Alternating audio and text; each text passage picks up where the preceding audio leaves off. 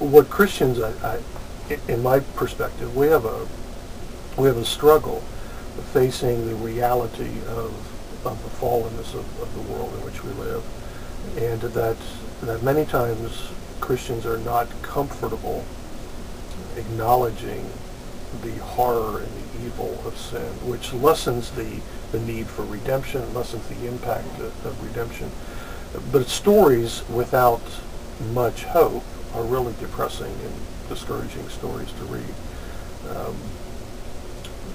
How much hope, or how much hope is explicitly found there, is a different question. But in my view, any story that doesn't result in everyone and everything dead is a story which provides some hope. And some of those are disturbing stories to read, but the world we live in is a disturbing world. You know, it's interesting that you brought that up, because recently I've been trying to work through the idea of why is it that there are some tragedies that I would affirm is good, and there are some tragedies that I would say there's something wrong with this, and what is that difference? And I think some of it is just the affirmation that in this tragedy over here something's wrong.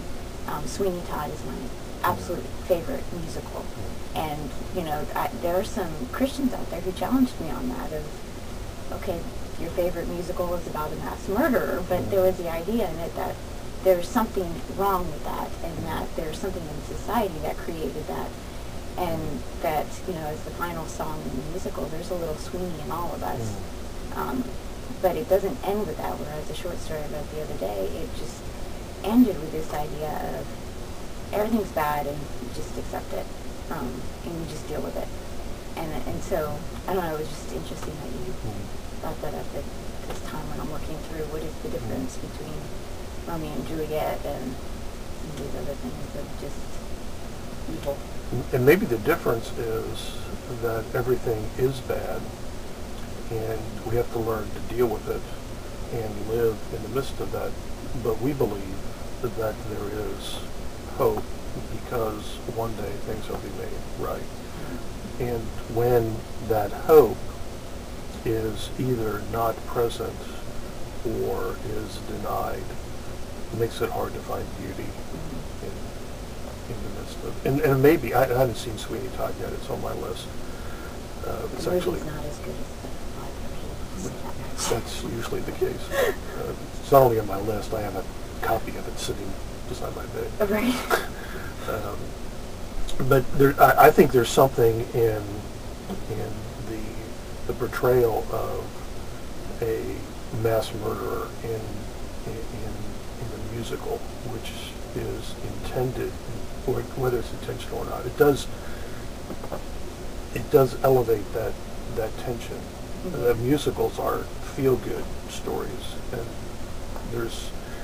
it might be a playing with genres, but you know, I would like to think it's a way of, well, let me just use another example. When Quentin Tarantino filmed some of the most gory, bloody scenes in Kill Bill, they are not in color. They're in black and white. Because what he wanted to do was tone down the violence that's there. So the playing with the way it's presented and playing with genres, I think, helps to call attention to that tension. You're supposed to feel something and that's probably what I want to say. You're supposed to feel something in this portrayal of evil and horror.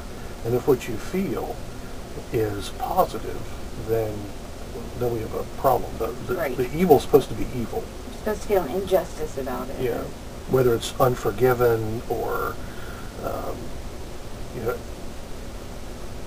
even Children of Men, which is a pretty depressing film, just packed at pivotal moments with glimpses of hope. Yeah.